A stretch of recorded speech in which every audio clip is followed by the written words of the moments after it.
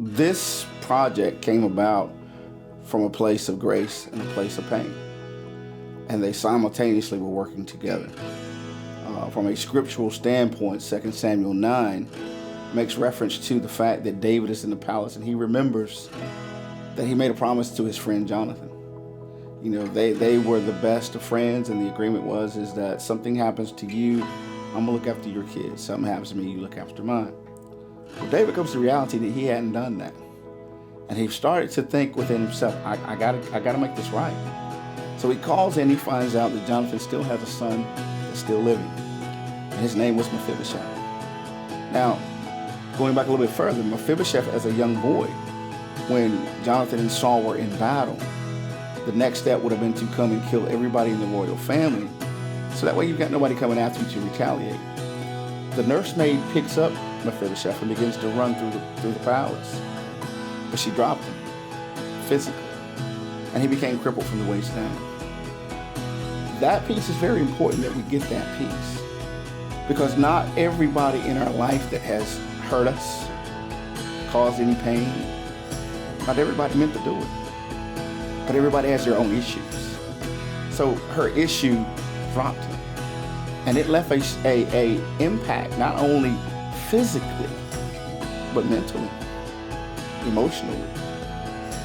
And when we find him, when David sends a delegation to go look for him, he goes to a place called Lodabar. Lodabar, in reference to the translation, is a place that's dry, a place that's desolate, where there's nothing growing. There's no productivity, if you will. Now let's put that picture together. You're crippled from the waist down. You're actually on the run because you're part of the last royal family. So you don't know who's after you. And now you're in a dry place. For us, that's what the prison system is. We're talking about people that had been dropped somewhere. Whether it was, parents not being at home, whether it was caught up in the foster system, whether it was just hooking up with the wrong crowd. It could be a variety of things. They've been dropped. And I'm a firm believer that inside every king and queen, there's a hurt kid. And that's no different than Mephibosheth. So when you add incarceration into that picture, then you're really exacerbating the fact that they have to look at that crippling aspect that they have head on day after day. They have to function in that dry place, that belly of the beast as it's referred to. They have to look at that day after day. And on top of that, it's not a place where they can flourish, where they can grow. That's a whole lot. Well, David goes and he says, bring him back to the palace. He said, I got to get this right with my friend Jonathan. So David has a delegation to bring him back to the palace, and they place him on a mat in the center of the palace floor. And David enters the room. He said, Mephibosheth. He responds, yes, that's me. He says, I'm going to restore everything that belongs to you. Mephibosheth's response to that was, what do you want with a dead dog like me?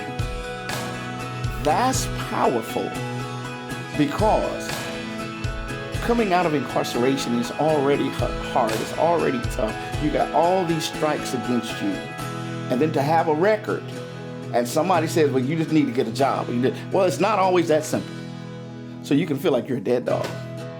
And understanding that in that context back then, dogs were not pets. They were more so a nuisance. So in other words, to have a dead dog, that was truly a nuisance. That's the mentality a lot of them have sometimes. It's, what do you want with me?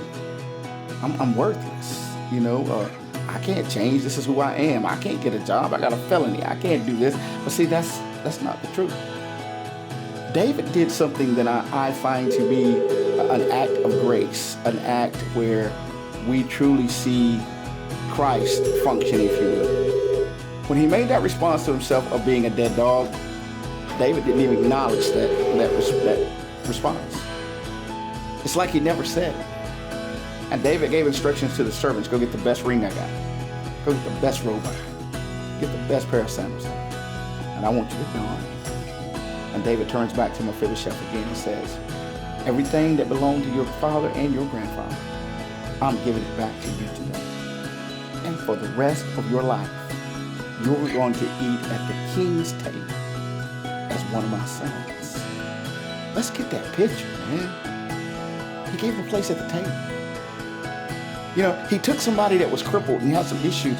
And here's the beauty of it. I want to believe that when he sat at the table, you couldn't tell the difference between his legs and what was going on and the legs of David's true sons. They found grace. There was a place of grace. There was a place of mercy that actually leveled the playing field. It did not remove the facts. He was still crippled. He still had some crippling mentalities. He still had some stuff to deal with. But now he was at the table. The last verse in 2 Samuel 9 says, and Mephibosheth had a son. Man, that when I read that the first time, I had to pause. Because here's what I got from that. Not only was David affecting Mephibosheth's life and giving him a place at the table and giving him a new start, he was also doing it to Mephibosheth's legacy. That's what this is about, and that's why this is a ministry. It's about grace. It's about saying that everybody has done something. And if we be honest with each other, grace showed up for a lot of us. I tell people the only difference between somebody doing 20 years and me is the grace of God. What would happen if we really got honest about that?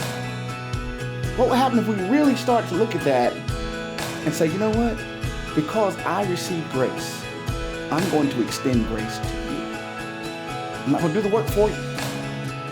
I'm not going to give you a handout. I'm going to give you a handout. It's often said, don't give somebody a fish, teach them how to fish.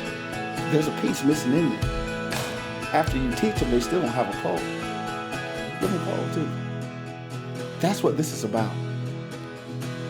We assist in various ways, whether they're still incarcerated. I go on the inside. We begin working a plan so when they come out, they got something. You know, we've got a direction. You know, we look at the housing issue. We know where we can get food from. We know where we can lay our head. We've got all that stuff in place. And to be honest, that's a huge step, because in the state of North Carolina, it is legal to drop a person off at the courthouse steps when they're released from prison if they don't have an official address upon release. How much more of a dead dog can you be if you're getting dropped off like that? So that's how we hit it from the inside. From the outside, probation and parole, sheriff's department, police department will reach out if they have someone that they would like to get into the program. So they can either come through volunteer basis or the POs, and we have several judges that will court order them to come to the program. Not as a punishment, but as an alternative. Because see, they have a charge they can work with. They can go ahead and hit the gavel, and it is what it is. But something in that individual standing in front of them said, you know what? I'm gonna give you some grace. We're gonna hold this charge to the side for right now. And I want you to go through this program. After this program, I want you to come back. And I want Pastor A to come back with you. We have seen God do some awesome things. Just do that. You know, where somebody could have really been in a bad, tight spot if the judge hadn't hit the gavel that day. Because of grace, because of mercy, we're given a place at the table. It doesn't mean the record goes away. It doesn't mean everything is hunky-dory. That's part of what we look at here too, through our faith-based curriculum.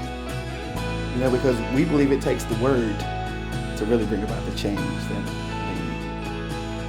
need. How do I consider this to be a ministry? What I do? We're the hands and feet of Christ, right? We're supposed to be the one that looks out for the homeless, the poor, the disenfranchised. I think he said something about, you gave me a drink of water and you came to visit when I was in prison. And the response was, but Lord, when did I do that?